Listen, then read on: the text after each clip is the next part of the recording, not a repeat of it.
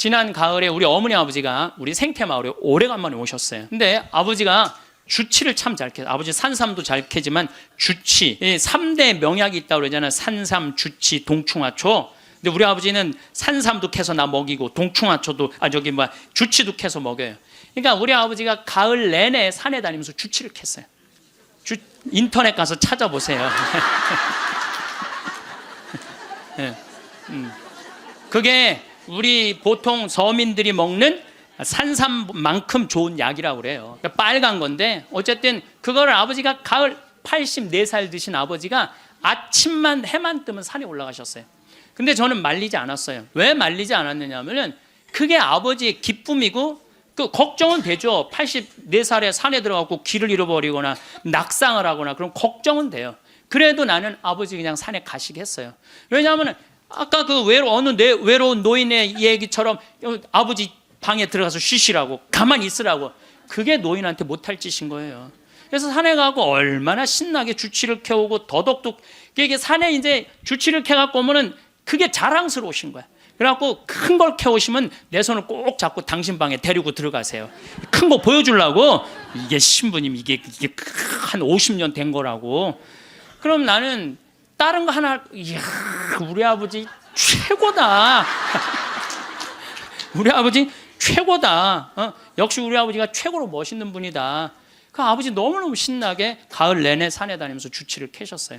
어머니는 또 그거 다려갖고 내가 강의 이제 지난 대림절에 하루도 안 쉬고 강의 다니잖아요. 그럼 밤 12시까지 기다리고 있는 거예요. 그거 그걸 먹인다고. 아버지는 산에 가서 가장 죽을 둥 살 둥 주치 캐러 다니고 어머니는 또 밤 12시까지 그걸 다려놓고 아들 강의 끝나면 먹이려고. 그래서 내가 어머니 아버지한테 올 봄에는 아까 명동에 와서 그 신발을 이렇게 신발 가게 보면서 내년엔 올 봄에는 신발을 좀 더 가벼운 걸 사드려야 되겠다. 산에 더 다니시게. 그래서 늙어서 행복하게 살기 위해서는 첫 번째 무조건 집을 나가라. 나이 먹어서 외롭지 않게 사는 방법은 일단 해만 뜨면 집을 나가야 돼요. 그리고 70, 80 넘어가고 집에 있는 게 아니에요. 일단 나가주는 게 예의라니까. 그냥 70, 80 넘어가고 그냥 하루 종일 그리고 앉아 있으면요 며느리들 힘들어요. 며느리들만 힘들게 아니라 여러분들도 심심해서 죽는다는 거예요. 혼자 있는 고독이라는 게 참 무서워요. 우리나라 독거노인 숫자가 125만 명이나 돼요. 어떤 모양으로든 함께하는 방법을 찾아야 돼요. 가끔 1박 2일씩 사라져 주는 것도 예의야. 그래서 우리 생태마을에 오는 것도 예의예요. 예의. 저는 우리 생태마을에 봄만 되면은 할머니 4분 5분이요 어울려서 생태마을에 오셔서 월요일부터 금요일까지 쉬고 가요. 월요일부터 금요일까지 쉬어봤자 13만 원밖에 안 돼요. 아니 여러분들 일주일 동안 내 손으로 밥 안 하고 먹여주지, 재워주지, 찜질방 있지, 산책로 있지, 미사 있지, 강의 있지. 1년에 한두 번 13만 원 위해서 나를 못 써요? 근데 그 할머니들이 이제 몇 년을 오는데 그 할머니들이 나한테 이구동성을 하는 얘기가 있어요. 신부님 말대로 집 잡혀서 이렇게 내가 쓰다 보니까 인생이 너무 즐겁다는 거야. 인생이 너무 즐겁다는 거야. 집 잡혀서 쓰다 보니까 인생이 너무너무 즐겁다는 거야. 사는 게 너무 행복하다고 그래요. 요즘 우리 어머니 친구들이 매일 모여서 우리 집에서 먹고 막 춤도 춘대. 음악 틀어놓고 춤도 추고. 그리고 또 뭐예요?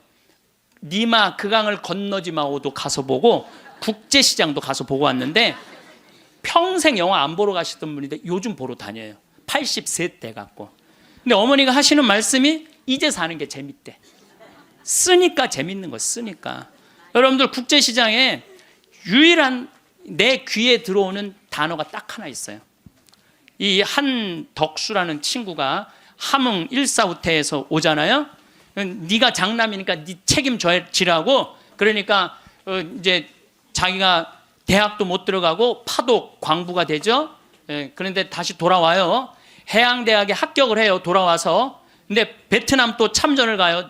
동생하고 꽃분이네 가게 그거 구한다고. 예. 근데 그 부인이 한마디 해요. 당신 왜 가족을 위해서만 사느냐고. 당신을 위해서도 살으라고. 당신을 위해서도 살으라고. 그런데도 이 사람은 끝까지 가족을 위해서 마지막까지 살죠.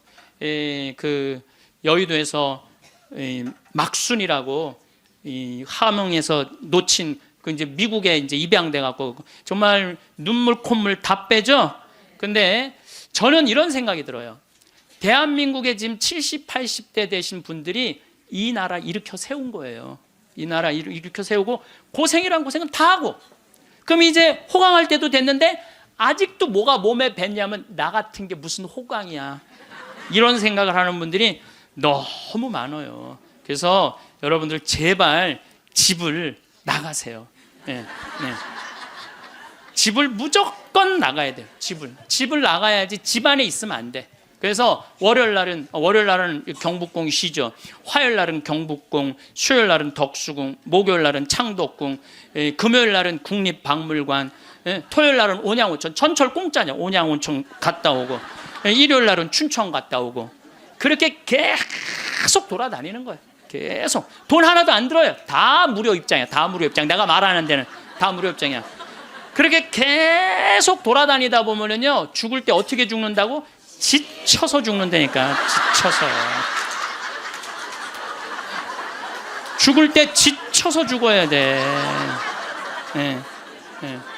미국에서는 할머니 할아버지들 사진을 찍어놔요. 사진을 찍어놓고 3개월 동안 뭐를 시키느냐면은 3개월 동안 뭐를 시키느냐면은 운동을 시켜요. 헬스도 하게 하고, 그 다음에 파티도 하게 하고, 럭비도 하게 하고, 그렇게 3개월 동안, 그 3개월 후에 다시 사진을 찍어요. 그랬더니 3개월 전에 찍은 사진보다 3개월 후에 찍은 사진이 훨씬 젊게 보이더라 이거예요. 사람은요, 어떤 마음을 가지고 사느냐에 따라서 생김새도 달라진다는 거예요. 나는 늙었어, 난 이제 죽을 거야, 죽을 날만 계속 기다리고 있잖아요. 그러면 그냥 죽는 거예요. 그 우리나라 그 의사 선생님들이 100살 넘은 분들한테 문의를 했어요. 손수건 있어요. 걱정하지 마세요. 여러분들이 너무 많아갖고 지금 더워서. 또 강원도는 오늘 영하 17도예요. 영하 17도라 내복을 입고 왔더니 우리는 내복을 안 입으면은 추워서 못 살아요. 어쨌거나 100살 넘은 분들한테 물어봤어요. 이렇게 100살까지 어떻게 건강하게 사느냐고. 근데 100살 넘은 모든 분이 똑같이 뭐라고 얘기냐면 해만 뜨면 집을 나간다는 거예요. 여러분들 오늘 해만 뜨면 여기 나오니까 좋아요, 안 좋아요? 좋잖아. 천주교가 얼마나 할 일이 많아요. 그래서 여러분들 나는 성당 다니는 거 나이 먹어서 참 좋다고 생각해. 성당 다니는 거. 성당 갈 때까지 걸어가요, 안 걸어가요? 올 때 걸어오고. 그리고 또 우리 천주교가 미사 참여할 때 그냥 놔둬요? 일어나라, 앉아라, 들어와라, 나가라. 얼마나 많이 시켜, 미사 때마다. 그리고 여러분들 나이 먹어서요, 이렇게 많은 사람들 속에 어우러져 있으면요, 자기가 의식이 젊어진대요. 그래서 뭐가 안 걸리냐면 치매가 안 걸리는 거예요. 치매가. 그래서 레주하는 할머니들이 되게 자다가 돌아가신대. 많이 끝까지 활동한다가 지쳐서 죽는 거예요. 지쳐서. 레주하는 할머니들이 끝까지 활동하다가 지쳐서 죽는 거예요. 지쳐서. 그러니까 여러분들 성당 다니는 거 참 좋은 거예요. 그리고 제가 권하는 거는 무기력증에 빠지지 않기 위해서 가장 중요한 거 운동하는 거예요. 헬스 자전거 타는 거. 헬스 자전거 꼭 타세요. 허벅지에 근육이 풀리잖아요. 그때부터 누워서 똥오줌 싸는 거예요. 여러분들 많이 보셨어요? 아마 내가 제일 많이 봤을 거야. 왜냐면 환자 봉송체 나가니까. 집에 들어가잖아요. 온 집안에 냄새가 배 있어요. 온 집안에. 그러니 그 집이 기쁨이 있겠어요, 없겠어요? 본인만 삶의 질이 떨어지는 게 아니라 그 가족 전체가 삶의 질이 떨어지는 거예요. 또 내가 또 가정방문 간다고 또 청소해놓고 향수는 뿌려갖고 이게 향수하고 섞여갖고 무슨 냄새인지 구분이 안 돼.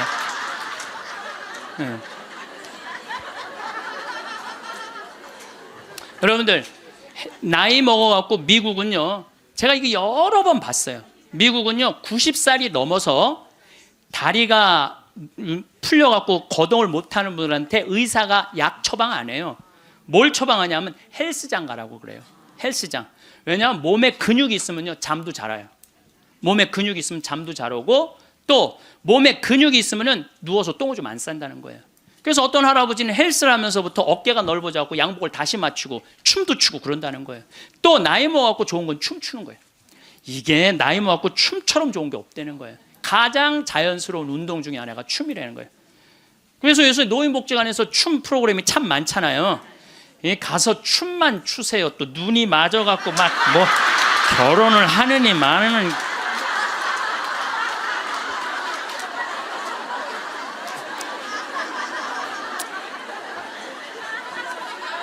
돈 쓰는 거 아깝다고 72%의 돈 쓰는 거 아깝다고 72%의 할머니 할아버지들이 아무것도 안 해서 집에만 있는다는 거야. 우리나라에 지금 72%의 할머니 할아버지들이 돈 쓰는 거 무섭고 아깝다고 아무것도 안 하고 집에서 있는다는 거예요. 그런데 이 중에 45%는 극빈자예요. 극빈자라고 그러는 거는 정말 어려운 분들이, 우리나라 OECD 국가 중에 노인 가장 가난한 나라가 우리나라예요. 이것도 참 슬픈 일이에요. 왜냐하면 우리나라가 정말 잘 사는 나라거든요. 여러분들 우리나라 잘 사는 나라인지 모르세요? 알죠? 잘 살아요. 이번에도 뭐 1조 1000억 달러를 달성하고 무역 흑자 500억 달러가 넘는 나라예요. 그런데 노인들은 OECD 국가 중에 가장 가난해. 이게 참 슬픈 일이에요. 근데 어쨌든 45%는 정말 쓸 돈이 없는 할머니 할아버지들이에요. 그런데 나머지 27%는 돈 쓰는 게 아까워서 못 쓰는 분들이에요. 27%는 여러분들이 여가 활동도 하지 않고 27%의 할머니들 아무것도 안 하면, 이 할머니들이 뭐 하는 거냐면 나중에 누워서 똥오줌 싸는 거예요. 여러분들 이 돈 간병인 병원비로 다 씁니다. 안 쓰는 거. 한국인이 평생 살면서 남성이 의료비로 얼마를 쓰냐면 7,400만 원을 쓴대요. 여성이 몇 퍼센트를 쓰냐면 8,700만 원을 쓴대. 여성이. 그러니까 여자들이 남자보다 1,300만 원을 더 쓰는 거예요. 그런데 왜 더 쓰느냐 하면은 오래 살아서 더 쓰는 거야. 똑똑하시네. 오래 살아서 더 쓰는 거예요. 그런데 4,300만 원, 65세 이상이 8,700만 원 중에 4,300만 원을 65세 이상 쓴다는 거예요. 그러니까 늙어서 병원비를 다 쓰는 거야. 늙어서 병원비를 다 쓰는 거야. 이 돈, 내가 보기엔 이 돈 4,300만 원 가지고 수영장 다니고 헬스장 다니고 놀러 다니는 대로 쓰고, 그런 분들 돌아가실 때 그냥 지쳐서 죽는 거예요. 그런 분들이. 제 생각에는 여러분들 운동 헬스장 요즘 7만 원 내지 8만 원 해요. 그럼 그 헬스장만 다녀도요 50년 다닐 수 있어요. 50년. 병원비 다른 거 말고 여러분들이 쓰는 병원비를 가지고만 해도 50년 헬스장 다닐 수 있어요. 자, 이제 헬스장 얘기를 좀 할게요. 제가 왜 헬스장을 굉장히 중요하게 여기느냐 하면은 나이를 먹어서는요 근력 운동을 해야 돼요. 40살이 넘어서부터 몸에서 1%씩 근육이 빠져나가요. 1%씩 근육이 빠져나가면은 80살 되면 거의 다 빠져나가는 거예요. 그럼 뭐만 남아? 뼈만 남는 거예요. 뼈만 남으면 그 다음 뭐 하는 거야? 눕는 거예요. 그래서 그 근육을 보충해 주려면 고기도 일주일에 한 번은 먹어야 되고, 또 헬스장. 자, 신부님 저 돈이 하나도 없어요. 신부님은 맨날 돈 있는 사람 얘기만 해요. 여러분들 우리 평창은요, 평창 종합운동장에 건강증진센터가 있는데, 헬스장에 있는데 무료예요. 무료. 이게 우리 평창만 무료가 아니라 여러분들 주위에 무료 헬스장 널려 있어요. 그러면은 아침에 나가갖고 헬스장 가면은요 젊은 사람도 구경할 수 있고, 내 몸에 맞게만 하면은요 1시간, 2시간 얼마든지 시간 보낼 수 있어요. 그 옆에 목욕탕 딸려 있으면 목욕탕. 그리고 저녁에 집에 들어오면은요 자지 말라고 그래도 쓰러져서 자요. 네, 자지 말라고 그래도 쓰러져서 자요. 근데 문제는 뭐냐면은 할머니들 중에 이런 분들이, 신부님 나이를 먹으니까 잠이 안 와. 이런 분들은 왜 잠이 안 오냐면 하루 종일 소파에 앉아갖고 여러분들 아버지를 모시면서 어떤 분이 일기를 썼어요. 극히 일부만 제가 옮겨놓을게요. 이 참 내용이 참 가슴이 참 짠해요. 이 더 기가 막힌 내용도 있는데 내가 이 방송이라 정말로 정말 우리들이 들을 만한 객관적인 내용만 쓴 거예요. 어제는 불효를 했다. 기저귀 찬 채로 거실로 나가려는 아버지와 어머니의 실랑이가 벌어지고 급기야는 누워서 발길질하는 아버지의 폭력으로부터 어머니가 먼저 돌아가실 지경에 이르렀다. 여러분들 마지막에 이런 분들 치매에 걸린 분들은요 극도의 공포에 사로잡힌대요. 근데 진짜 무서운 건 치매에 걸려갖고 싸는 거예요. 치매에 걸려갖고 그리고 집 나가갖고 치매 걸리는 부모님 잃어버리면은 자식들이 또 얼마나 애가 타요. 그리고 막 짓기 다 망가뜨려 놓고 참 이런 못할 짓을 이게 이유가 딱 한 가지라니까요. 자 여기 그러니까 이 할아버지가 이제 밤이면 더욱 기승을 부리는 망령 이미 아버지의 영혼의 절반은 잡기에게 농락당하는 처지에 이른 것이니 이 집안을 어찌할꼬 하늘은 어찌 나를 이토록 침통하게 만드는 것일까. 아버지가 돌아가셨다. 염을 할 때 무릎 꿇고 용서를 빌었다. 잘못했습니다. 용서해 주세요. 용서해 주세요. 수도 없이 눈물로 용서를 빌었다. 그러니까 제 생각에는 자식들한테 이런 고통 주기 싫으면은 자기 인생은 누가 책임지는 거야? 자기가 책임져야 돼. 나이 들어 자식에게 의존하려는 마음 자체를 없애야 돼요. 끝까지 내 힘으로 화장실 가고 돌아다닐 수 있을 때까지 돌아다니라는 거예요. 여기 어느 외로운 노인의 글이 하나 있는데 참 모든 인생이 다 들어있어서 제가 여러분들한테 한번 읽어드릴게요. 3년 전 마누라가 세상을 떠난 뒤 나는 외로움을 견디다 못해 함께 살자는 아들의 청을 받아들였다. 여러분들 지금 할머니 할아버지들 집에서 할머니 할아버지들 보면 많이 싸우죠. 많이 싸우죠. 그게 얼마나 큰 행복인지 몰라요. 싸우는 것도 행복이에요.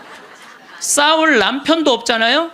그럼요 그거 얼마나 외로운데요. 외로울 수밖에 없어요. 나는 내가 강의 때 핸드폰 울려도 한 번도 신경질을 부린 적이 없어. 내가 나는 아늑하고 편안한 아들네 집에서 학교 간 손자들과 직장에 나간 아들과 며느리가 돌아오는 저녁 때를 기다렸다. 그러니까 자식 집에 들어가서 살아도요 혼자인 거예요. 혼자인 거예요. 아이들이 있어 집안 분위기가 활기찰 것이라고 기대했지만 손자 녀석들은 학교에서 돌아오자마자 늘 숙제하느라고 바빴다. 공부하느냐고 할머니 할아버지랑 놀아줄 시간 없다는 얘기예요. 하루에 한 번 저녁 시간에 온 식구가 모였는데 식사 분위기는 대체로 딱딱했다. 가끔 어린 손자가 학교에서 일어난 일을 얘기하며 깔깔대면 제 어미가 할아버지 앞에서 떠들면 못 써 하고 야단을 쳤다. 사실 나는 녀석들이 짓거리는 일이 즐거웠는데 말이다. 차를 마실 때라도 두런두런 이야기를 나누면 좋으련만 아들이 아버님 늦었습니다. 이제 그만 주무시지요 하고 말하면 나는 잠이 오지 않아도 내 방에 가야 했다.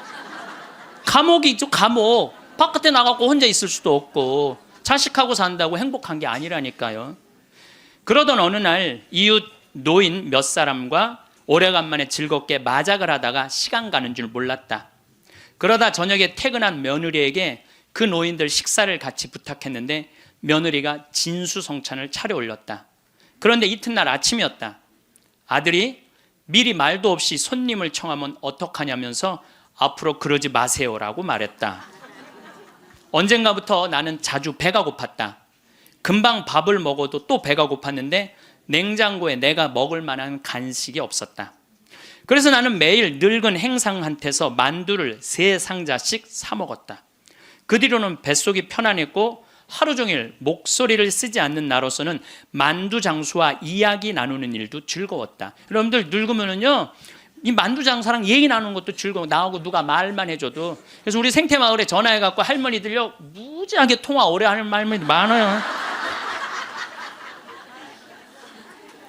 어느 날 만두 장수는 내게 줄 거스름돈이 모자라 나중에 며느리를 통해서 돈을 건네주었는데 며느리는 아버님이 이렇게 직접 사다 드시면 사람들이 우리가 아버님을 잘 돌보지 않는다고 생각할 거예요 라고 말했다.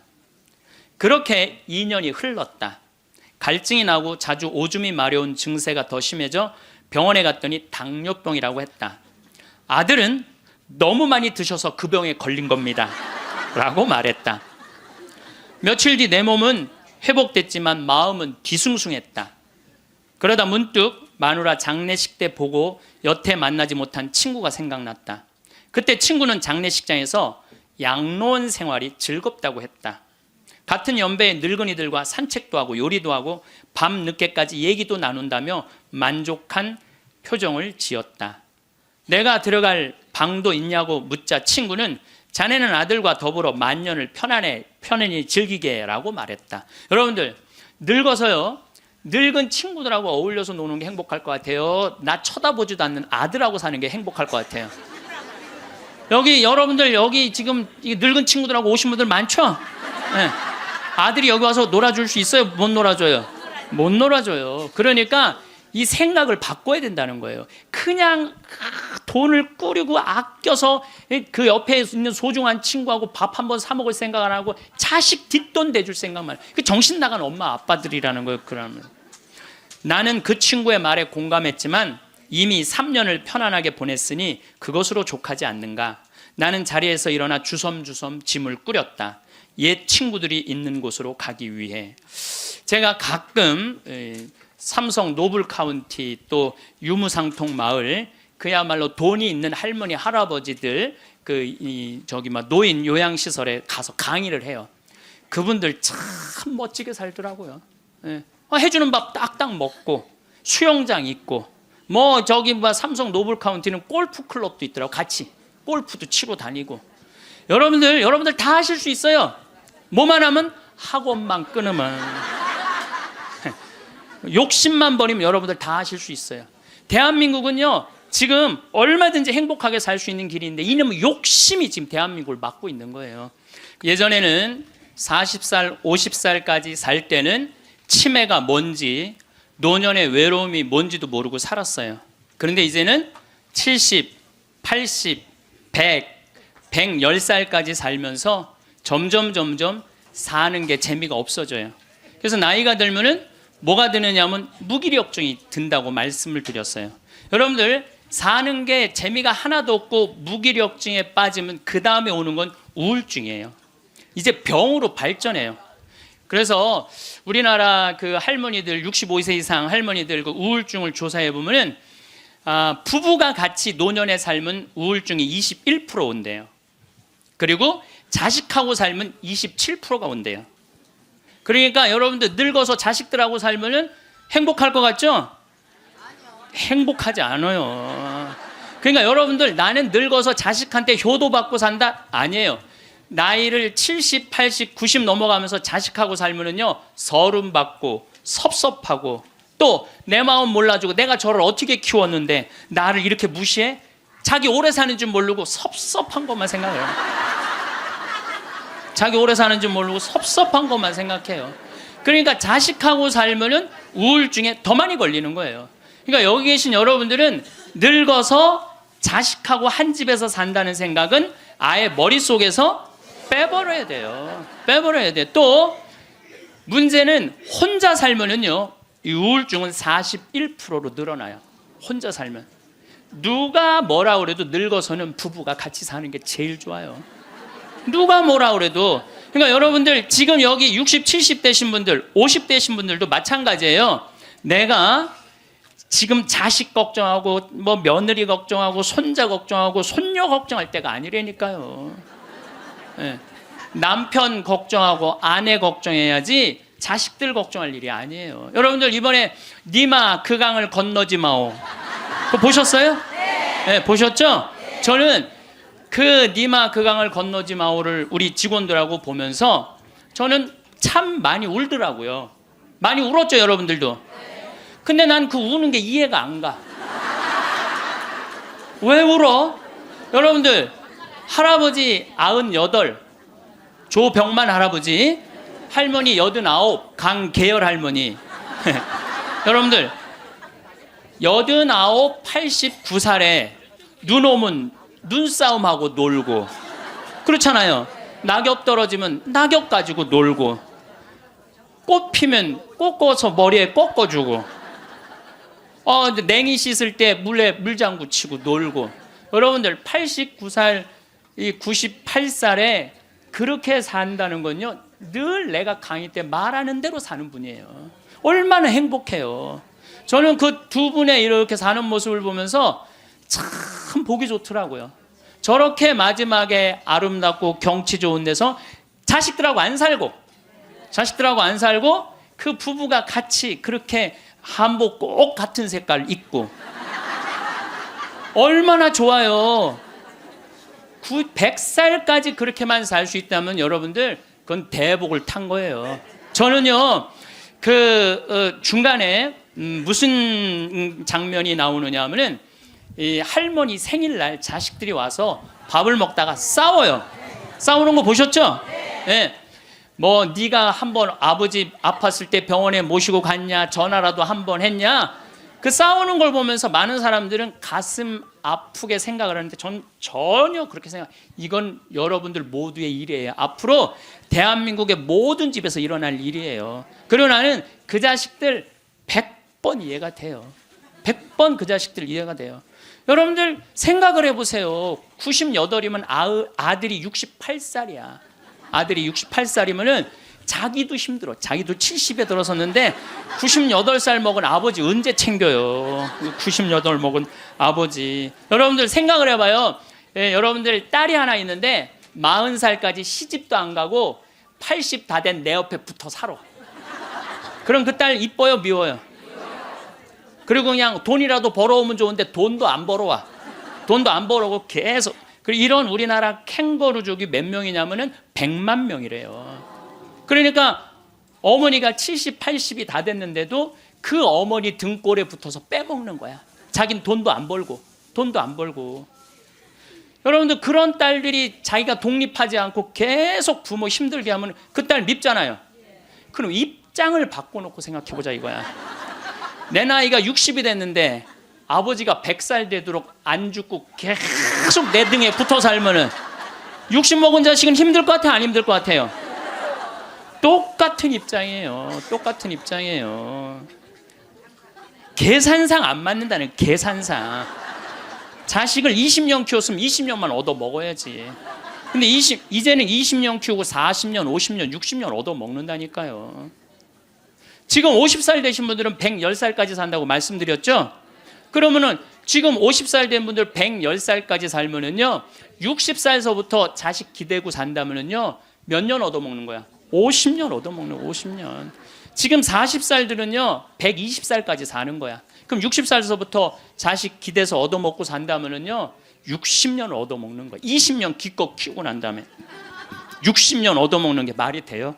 그러니까 이제는 자식하고 산다는 거는 자식이 늙어서 나를 책임진다는 건 상상도 하지 말라는 거예요. 누가 책임져야 돼? 내 인생은? 내가 책임지는 수밖에 없어요. 아니 제가 늘 드리는 말씀이지만은 저는 고등학교 3학년 때까지 어머니 아버지가 저를 키웠어요. 저는 뭐 우리 집 막내로서 정말 사랑 많이 받고 자랐어요. 그 신학교 들어가니까 누가 날 키워줬어? 교회가 날 키워줬어. 신학교 교회가 신부되고 보니까 너무 고마워. 그래서 20년 동안 나 키워준 어머니 아버지한테 은혜를 갚으리라. 내가 받은 만큼은 돌려주리라. 그래갖고 내가 신부 돼갖고 첫 사목 활동비 받았을 때 45만 원인가 받았어요. 그 24년 전에요. 어머니 25,000원, 아버지 25,000원 용돈 드렸다니까요. 그렇게 20년 동안 한 달도 안 빠지고 용돈 드렸어요. 4년 전에 끝났어. 4년 전에 계산 끝났어요. 그런데도 어머니 아버지가 갈 생각을 안 하네. 아버지 85, 어머니 83인데 너무 정정하신 거예요. 근데 저는 괜찮아요. 왜냐하면 여러분들 저는 사실은 어머니 아버지를 전 참 많이 사랑해요. 이제는요 자식이 효도로 부모를 모시는 시대는 끝났어요. 자식이 부모를 얼마나 사랑하느냐가 결정적이에요. 너무 사랑하면 보고 싶잖아. 자꾸 같이 있고 싶고. 사랑은 그거 아니에요? 보고 싶고 같이 있고 싶고. 그러니까 아버지가 85이 돼도 어머니가 83이 돼도 항상 머릿속에는 시간만 되면 아버지 어머니 보러 가고 싶다, 이 생각을 좀 갖고 있어요. 이건 효도의 차원이 아니에요. 사랑의 차원이지. 그러니까 나는 또 어머니 아버지가 살아있는 게 좋아. 왜냐하면 어머니 아버지 죽으면 아무도 없잖아요. 마누라가 있어, 자식이 있어, 누가 있어. 어머니 아버지 죽으면 끝인데. 그래서 내가 어머니 아버지한테 꼭 하는 말이 있어요. 올해도 가서 말씀드렸어요. 어머니 아버지, 내가 70에 은퇴하니까 앞으로 딱 20년만 더 살아라. 그럼 아버지 105, 어머니 103이야. 그러니까 딱 20년만 더 살고 그땐 내가 안 붙잡겠다. 그땐 죽어도 된다.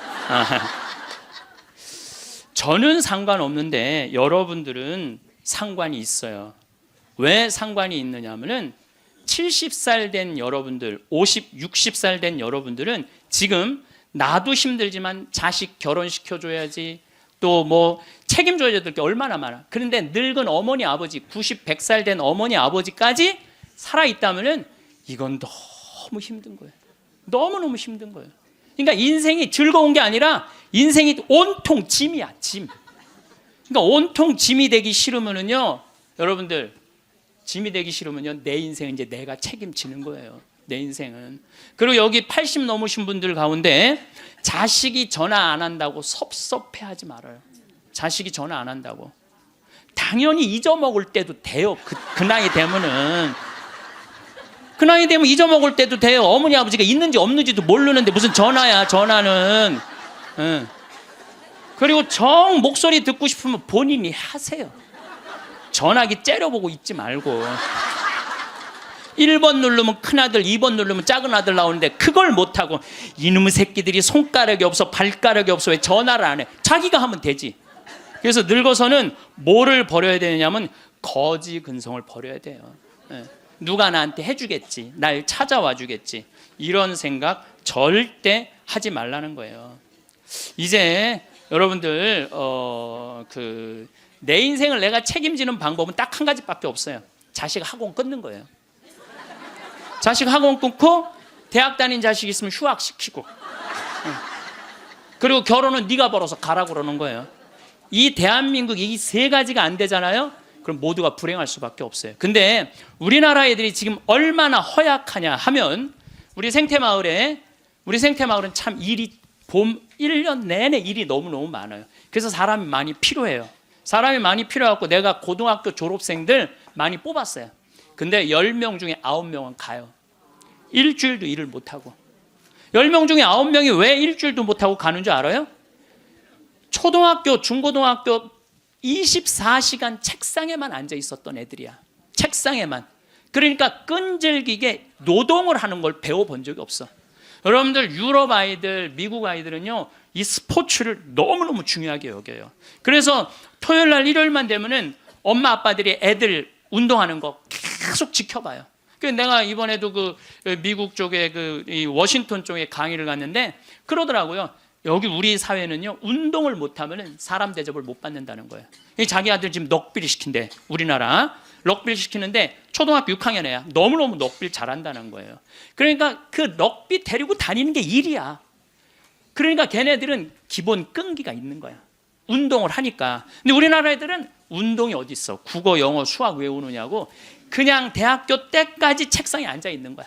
이런 애들이 생태마을에 와서 아침 9시부터 저녁 6시까지 일을 해봐요. 못 견뎌요. 뭐 하루 만에 가는 놈, 이틀 만에 가는 놈, 일주일 만에 가는 놈. 제가 그 돌아가는 아이들을 보면서 이거 큰일 났구나. 대한민국 이거 큰일 났구나. 전부 머리 쓰는 일만, 그것만 일이라고 생각하고 노동을 귀하게 여기자. 여러분들, 노동을 귀하게 여기지 않으면요, 그 사회는요 끝나는 수밖에 없어요. 로마가 왜 망했어요? 자기 나라 지키는 용병 다 용병 갖다 써갖고 망한 거예요. 우리나라도 지금 외국인 노동자들 엄청나게 들어오잖아요. 그러니까 중소기업에 가보면 전부 사람이 없다고 난리야. 그런데 국가에 보면은 지금 애들 캥거루족이 100만 명에 취직 못하는 애들 2, 300만 명이 넘게 집에서 그냥 노는 거야. 아무 일도 안 하고 엄마 돈 빼먹는 거죠. 엄마 아빠 등골 빼먹는 거예요. 그거는 엄마 아빠의 등골만 빼먹는 게 아니라 80, 90, 집까지 살 엄마 아빠 등골까지 다 빼먹는 거예요. 이게 여러분들 보통 심각한 문제가 아니에요. 대한민국 지금 심각해요. 자식들한테 돈 다 뺏긴 노인들, 쓸 돈이 없어서 집 안에만 그냥 박혀 있는 거예요. 공원에 나가 이렇게 장기 바둑 두는 데 기웃거리다가 집에 들어오는 할머니들 참 많아요. 근데 이게 다 여러분들 욕심 때문에 그래요. 욕심 때문에 애들을 망치는 거예요. 여러분들 지금 이 초등학교 학생들이 오늘 굉장히 많이 왔는데 이거 굉장히 막 아주 이거 획기적인 일이 지금 벌어졌어요. 지금 초등학생들이 쟤네들이요 선행학습을 학원에 가서 한 번 하고 집에서 숙제하고 그리고 학교 가면은요 선생님이 가르친 게 재미가 하나도 없대요. 세 번째 공부하니까 세 번째 그러니까 선생님이 존경스럽지가 않은 거야. 그래서 쟤네들이 학교 다니는 게 재미가 하나도 없는 거예요. 여러분들 학교 다니는 게 재미가 없는 애들이 나중에 어떻게 될 것 같아요? 컴퓨터 게임에 빠지는 거예요. 근데 그게 선행학습이 누구 때문에 벌어지는 거냐? 대한민국의 부모들 때문에 그래요. 내만 1등 시키고 싶은 이 욕심, 이게 대한민국을 병들게 하고 아이들을 병들게 하고 그것만에 거기에 학원비 들어가는 건 내 노년의 이 연금을 다 쏟아붓는 거야. 그래서 마지막에는 선택할 수밖에 없어요. 대한민국이 건강해지려면요 제가 농담으로 하는 얘기가 아니에요. 학원 끊고 대학 휴학시키고 지금 저기 집에서 노는 놈들 전부 공장에 취직시켜갖고 일시켜야 돼요. 그래야지 대한민국이 건강하게 살아가요. 여러분들도 살 끼고 자식들도 살 길이 그거예요. 내가 살고 있는 집 이름이 성필립보 생태마을이에요. 근데 이 필립보 생태마을은 내가 신학생 때부터 본당 신부님을 모시고 보좌 신부 때도 모셨던 김창림 필립보 신부님이 저서 저한테 주신 거예요, 선물로. 그러니까 그 아름다운 장소에 너무 아름답게 저서 주셨잖아요.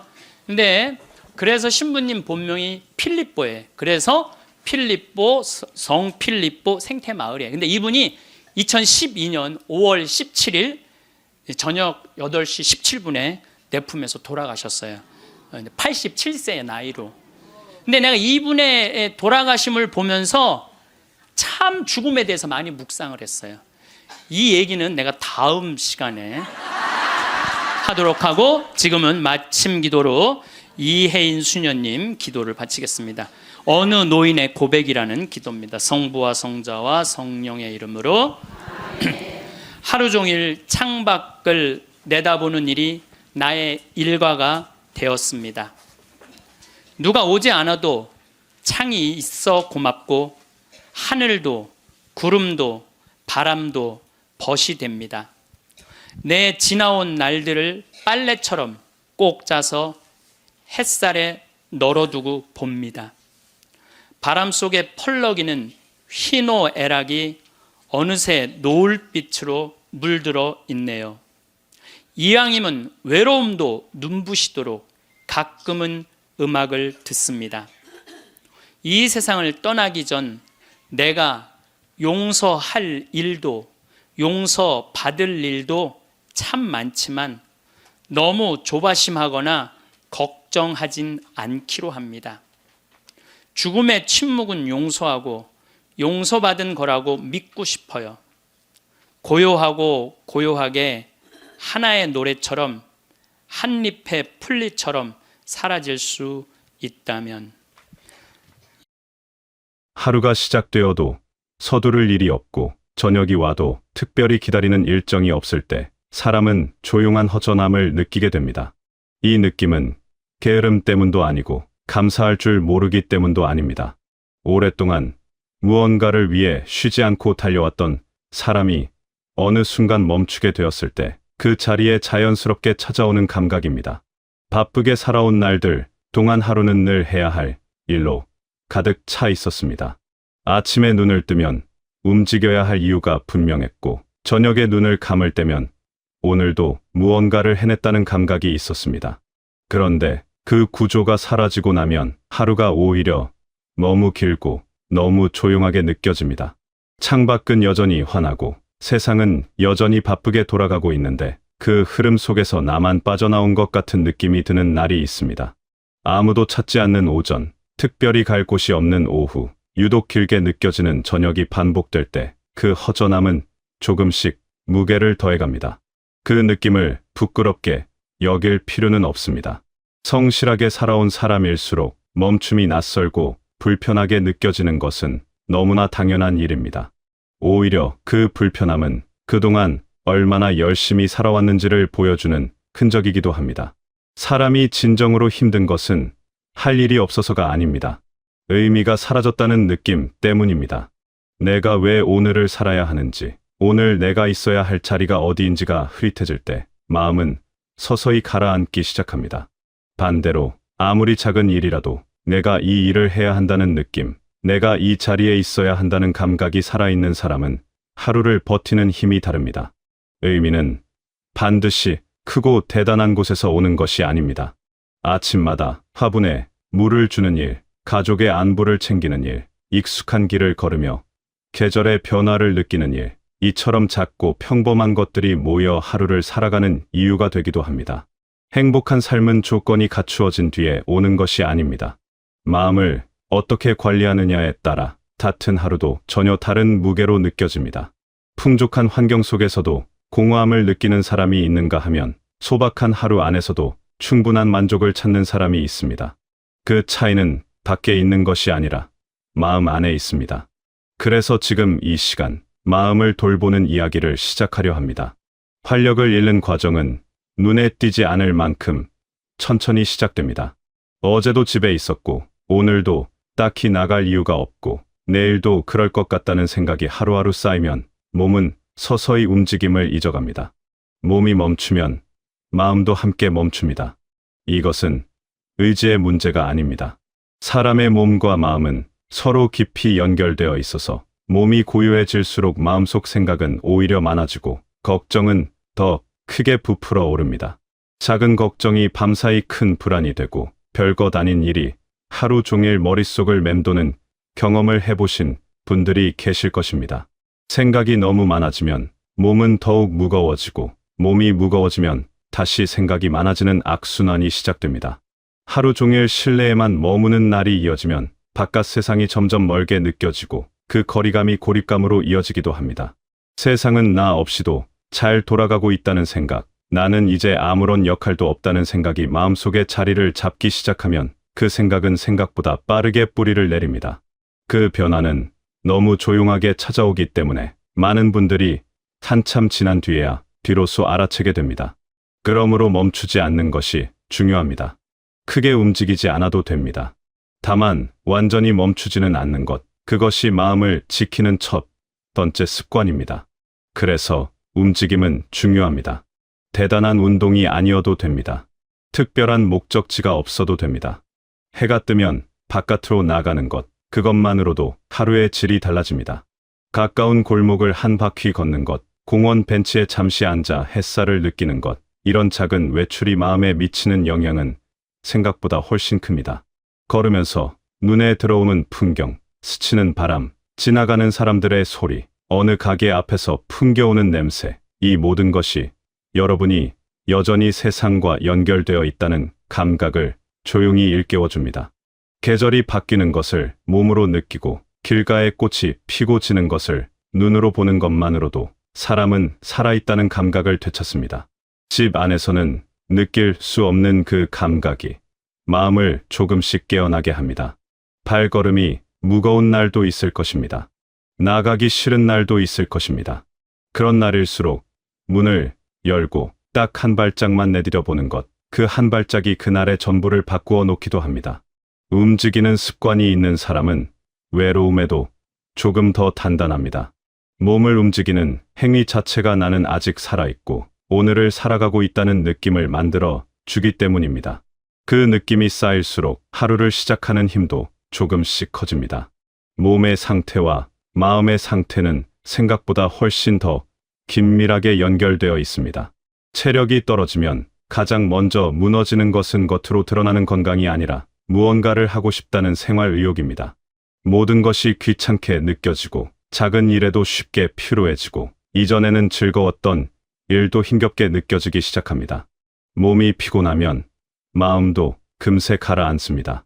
이것은 나약함이 아니라 사람이라면 누구나 겪는 자연스러운 연결입니다. 그렇기 때문에 몸을 꾸준히 돌보는 일은 건강만을 위한 것이 아닙니다. 마음의 안정을 위한 일이기도 합니다. 무리한 운동보다 중요한 것은 꾸준함입니다. 매일 조금씩 걷고 틈틈이 몸을 늘리고 가볍게 근육을 쓰는 습관이 쌓이면 몸은 서서히 활기를 되찾고 마음도 함께 단단해집니다. 특별히 잘해야 한다는 부담 없이 오늘도 조금 움직였다는 사실만으로 충분합니다. 완벽하게 해내지 않아도 됩니다. 매일 조금씩, 어제보다 아주 조금만 더, 그 작은 반복이 몸과 마음을 함께 살아있게 만들어줍니다. 어제보다 조금 더 움직인 오늘이 내일의 마음을 더 가볍게 만들어줍니다. 몸을 돌보는 것은 결국 나 자신을 소중히 여기는 가장 구체적인 방법입니다. 한편으로는 마음을 약하게 만드는 또 다른 습관이 있습니다. 바로 누군가 챙겨주겠지 하는 기대입니다.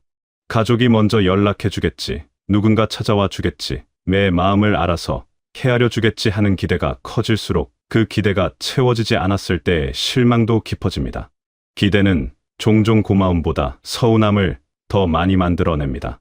상대방은 아무런 잘못도 하지 않았는데 기대했다는 이유만으로 서운해지고 그 서운함이 쌓여 관계를 무겁게 만들기도 합니다. 사랑하는 사람에게 기대는 것과 의존하는 것은 다른 이야기입니다. 사랑은 서로를 향한 따뜻한 마음이지만 의존은 상대가 채워주지 않으면 쉽게 허전해지는 상태입니다. 스스로 해낼 수 있다는 감각, 내 하루를 내가 직접 꾸릴 수 있다는 느낌이 주는 안정감은 다른 무엇으로도 대신할 수 없습니다. 오늘 먹을 것을 스스로 준비하고 가고 싶은 곳을 스스로 결정하고 하루의 흐름을 스스로 만들어가는 것, 이 작고 평범한 자립이 마음을 단단하게 만들어줍니다. 작은 일이라도 스스로 결정하고 스스로 움직이고 스스로 마무리하는 삶이 쌓일 때 여러분의 마음은 외부의 반응에 쉽게 흔들리지 않는 중심을 갖게 됩니다. 그 중심이 있는 사람은 혼자 있는 시간도 두렵지 않고 누군가의 반응을 지나치게 기다리지 않아도 됩니다. 혼자 있는 시간과 외로운 시간은 다릅니다. 혼자 있어도 편안한 사람은 자신과의 관계가 잘 정돈된 사람입니다.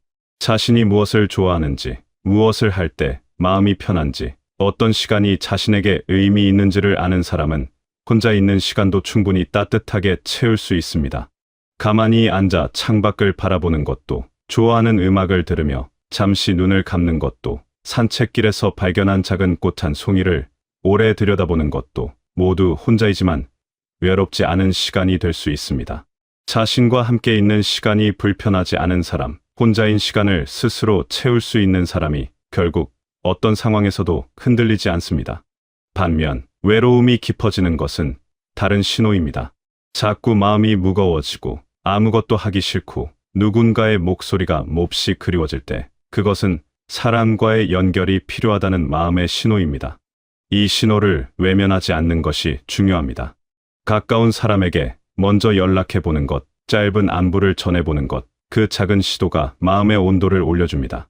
자주 웃고 이야기하고 마주 앉아 따뜻한 시간을 나누는 삶은 단순해 보이지만 마음의 건강을 지켜주는 가장 든든한 바탕이 됩니다. 나이가 들수록 인간관계에서 중요한 것은 넓이가 아니라 깊이입니다. 많은 사람을 알고 지내는 것보다 진심으로 편안한 사람 몇 명이 훨씬 더 소중합니다. 자주 연락하지 않아도 마음이 통하는 관계, 특별한 말 없이 함께 있어도 편안한 사이, 서로의 사정을 이해하며 오래 이어온 인연이 삶의 깊은 온기를 더해줍니다. 함께 밥을 먹고 이야기를 나누는 시간, 짧은 안부를 주고받는 순간들이 모여 삶을 풍요롭게 만듭니다. 번잡한 만남보다 조용하고 진심, 어린 만남이 마음에 더 오래 남습니다. 형식적인 관계를 넓히는데 에너지를 쏟기보다 이미 곁에 있는 소중한 사람들을 더 따뜻하게 대하는 것이 훨씬 의미 있습니다. 오래된 인연일수록 굳이 많은 말이 필요하지 않습니다. 그냥 함께 앉아 있는 것만으로도, 서로의 존재를 확인하는 것만으로도 마음의 든든함이 생깁니다. 그 든든함이 삶을 살아가는 힘이 되어줍니다. 결국 시간이 흐르고 나서 마음에 남는 것은 소유했던 것들이 아니라 함께했던 사람들이라는 것을 많은 분들이 이미 깊이 알고 계실 것입니다. 그 알을 오늘의 행동으로 이어가는 것, 그것이 관계를 살아있게 만드는 방법입니다. 오랫동안 가족을 위해, 주변 사람들을 위해 책임을 다하며 살아온 분들이 있습니다. 누군가의 부모로, 누군가의 배우자로, 누군가에게 의지가 되는 존재로 살아오면서 정작 자신을 위한 시간은 늘 뒤로 미루어 왔습니다. 하고 싶은 것이 있어도 지금은 아니라고 생각했고, 즐기고 싶은 것이 있어도 다음에 하자고 미루었습니다. 나보다 가족이 먼저였고, 나보다 주변이 먼저였습니다. 그렇게 미루어온 것들이 지금도 마음 한편에 남아있는 분들이 계실 것입니다. 이제는 조금 달라도 됩니다. 나를 챙기는 것은 이기적인 일이 아닙니다. 나 자신이 건강하고 행복해야 주변 사람들에게도 더 따뜻한 존재가 될 수 있습니다. 스스로를 먼저 돌볼 수 있는 사람이 다른 사람도 더 잘 돌볼 수 있습니다.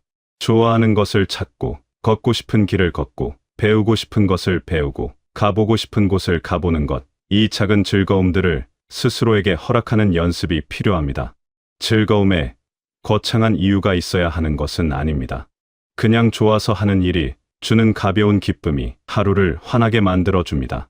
새로운 것을 배우는 설렘, 낯선 곳을 걷는 즐거움, 오랫동안 하지 못했던 일을 다시 시작하는 기쁨, 이 모든 것이 지금 여러분에게 허락된 시간입니다. 오랫동안 남을 위해 살아온 만큼 이제는 여러분 자신에게도 그 따뜻함을 나누어 주셔도 됩니다. 행복한 삶은 거창하지 않습니다. 대단한 성취나 특별한 조건이 갖추어져야만 찾아오는 것이 아닙니다. 평범한 하루를 무사히 보냈다는 만족감, 오늘 먹은 음식이 맛있었다는 감사함, 창밖으로 들어오는 햇살이 따뜻했다는 작은 기억들이 쌓여 삶의 질을 만들어 갑니다. 오늘 하루 잘 살았다는 느낌, 그 조용한 감정이 사실은 가장 깊은 만족감입니다. 크고 특별한 일만이 삶을 의미 있게 만드는 것이 아닙니다. 매일 반복되는 작은 일들 속에서 편안함을 느끼고 그 편안함에 감사할 수 있는 사람이 결국 가장 풍요롭게 살아가는 사람입니다. 삶의 속도가 느려졌다는 것을 아쉬워하기보다 그 느려진 속도 덕분에 이전에는 보지 못했던 것들을 이제야 볼 수 있게 되었다고 생각하면 지금 이 시간이 조금 다르게 느껴집니다. 빠르게 살아오는 동안에는 그냥 지나쳤던 것들, 하늘의 색깔, 바람의 감촉, 가까운 사람의 표정 하나하나가 이제는 더 선명하게 보입니다. 그것을 볼 수 있다는 것 자체가 지금 이 시간이 주는 선물입니다. 빠르게 달려가지 않아도 되는 지금이 오히려 삶을 더 깊이 느낄 수 있는 귀한 시간일 수 있습니다. 마지막으로 드리고 싶은 이야기는 이것입니다. 누가 대신 살아주는 인생은 없습니다. 여러분의 하루는 여러분이 직접 열어야 하고, 여러분의 마음은 여러분이 직접 돌보아야 합니다. 스스로 움직이고, 스스로 선택하고, 스스로 삶의 작은 기쁨을 찾아가는 것, 이것이 품위 있는 삶의 모습입니다. 나답게 산다는 것은 특별한 사람이 되는 것이 아닙니다. 오늘 내가 좋아하는 방식으로, 나에게 맞는 속도로, 나를 소중히 여기면서 하루를 살아가는 것입니다. 남의 시선에 흔들리지 않고, 남과 비교하지 않으며, 지금 내 삶 안에서 의미를 찾아가는 것, 그것이 진정으로 나답게 사는 일입니다. 그 하루가 모여 한 달이 되고, 한 해가 되고, 여러분만의 삶이 됩니다. 편안하고 따뜻한 삶은 어느 날 갑자기 주어지는 것이 아니라 마음을 준비한 사람에게 조용히 찾아오는 것입니다. 오늘 이 글을 읽으신 여러분이 바로 그 준비를 하고 계신 분들입니다. 지금 이 순간 마음을 들여다보고 나를 돌아보는 것, 그것이 이미 시작입니다. 여러분은 지금껏 충분히 수고하셨습니다. 그 수고가 켜켜이 쌓여 지금의 여러분을 만들었습니다. 이제는 그 삶의 무게를 조금 내려놓고 오늘 하루를 가볍고 따뜻하게 살아가셔도 됩니다. 아침에 눈을 뜨면 바깥 공기를 마시고 좋아하는 사람과 이야기를 나누고 사소한 것에 미소 짓는 하루하루가 모여 여러분의 삶이 참으로 빛나고 충만한 시간으로 가득 채워지시길 바라겠습니다.